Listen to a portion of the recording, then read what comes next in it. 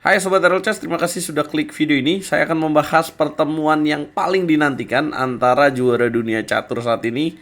Juara dunia catur klasik, Gukesh Dumaraja berhadapan dengan calon penantangnya, Sindarov. Ya, Sindarov memenangi turnamen kandidat beberapa waktu yang lalu.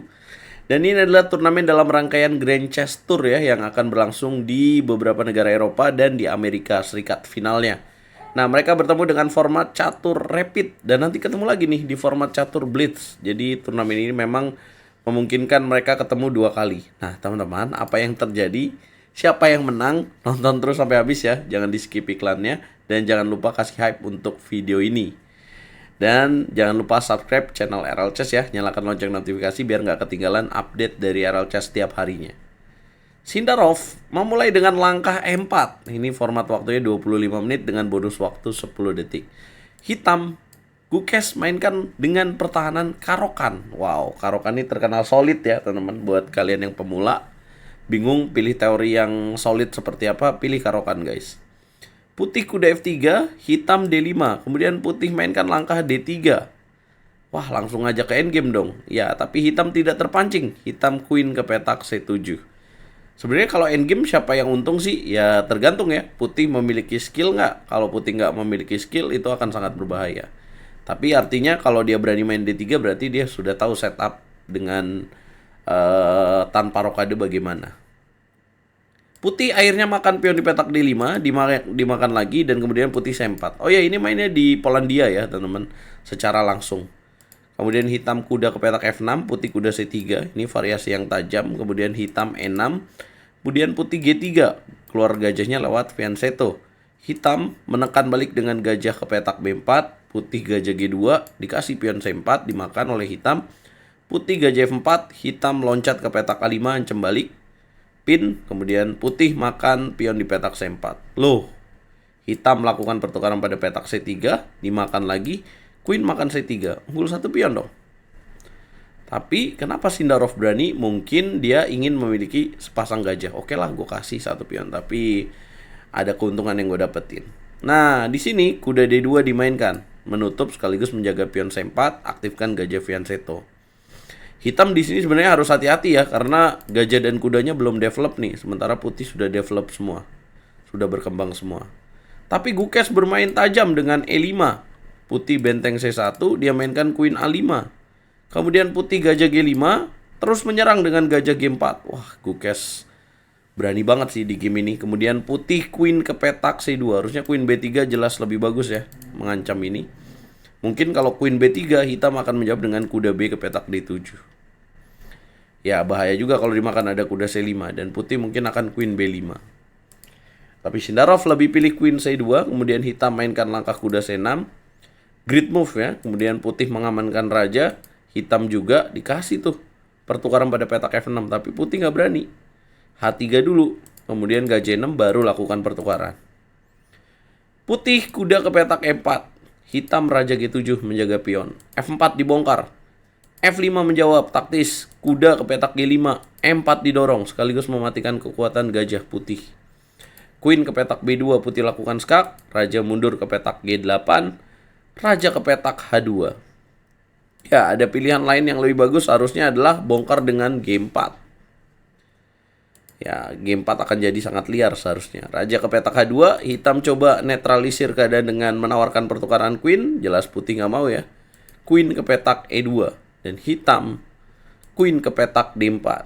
Kemudian disinilah biang keladi dari game ini ya.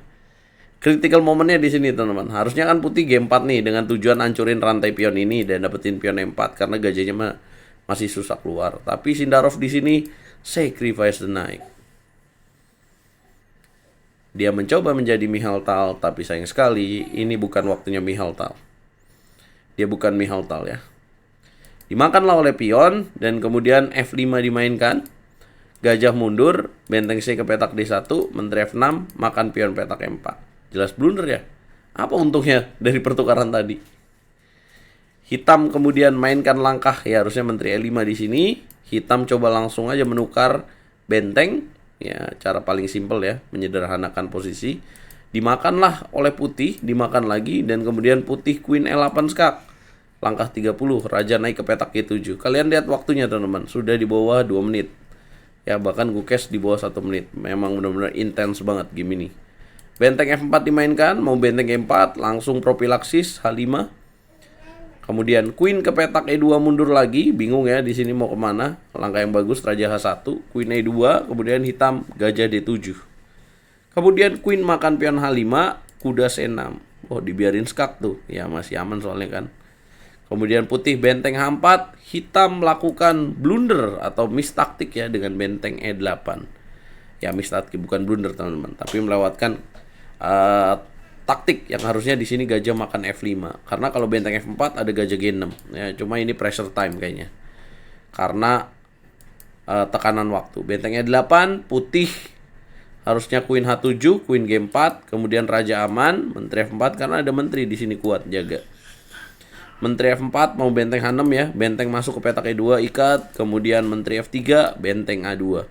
Menteri E3, menteri B2, kemudian menteri H6, raja E8 dan akhirnya harus ditukar. Ya, sudah posisi gini mau ngomong apa? Emang gak usah dilanjutin ya. Kayaknya sih kalau kamu yang ngelanjutin ya, elo rating kamu 2000 ke atas ya bisa lah menang kayak gini ya. Kan makan udah 1 perwira benteng. Ya akhirnya game selesai dengan posisi cita-cita tinggi dari Sindarov untuk mengalahkan calon juara dunia, tapi tertahan dengan kuda di petak F7. Dan kalau makan pion A3 juga ada tipuan benteng G3 dengan skewer. Menurut saya ini alarm buat Sindarov ya. Sindarov harus hati-hati nih.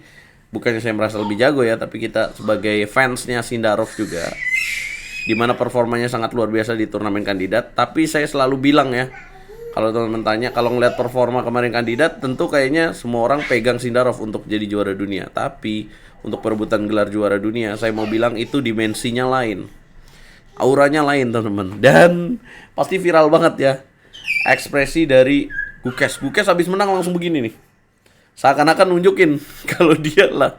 Mungkin itu ngasih mental juga sih buat Sindarov ya. Tapi perebutan gelar juara dunia baru akan berlangsung di November-Desember nanti dengan menunggu siapa yang akan menjadi tuan rumah ya. Jadi siapa yang akan ngebid untuk jadi tuan rumah. Apakah akan berlangsung di Indonesia? Coba kasih komentar kalian teman-teman. Perebutan gelar juara dunia terakhir dilakukan di Singapura ya teman-teman. Ya. Jadi inilah teman-teman permainan dari teori Caro-Kann tadi ya. Kesalahan besar dari putih yang kita bisa mention adalah pengorbanan pada petak E4. Harusnya di sini adalah jalan G4 ya, dengan tujuan memutus rantai pion. Nah, kalau misalkan di H6-in gimana tuh? Ya makan F5 ngancem dulu, sama-sama ngancem. Nah, itulah yang tidak dilakukan oleh putih. Dengan hasil ini, maka gimana posisi klasemennya? Posisi klasemennya ini harus hati-hati juga nih, malah Hans Niemann yang posisi atas.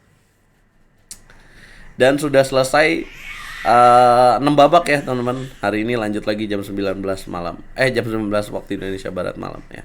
Jam 7 malam teman-teman. Wesley-So, Fedosev ya. Ya Hans Niemann dengan Wesley-So menjadi 2 teratas diikuti oleh Fedosev. Malah di bawah nih Gukes sama Sindarov di bawah. Peringkat 2 terbawah. Apa komentar kalian? Jangan lupa like, share, komen, dan subscribe. Kita ketemu di video berikutnya guys.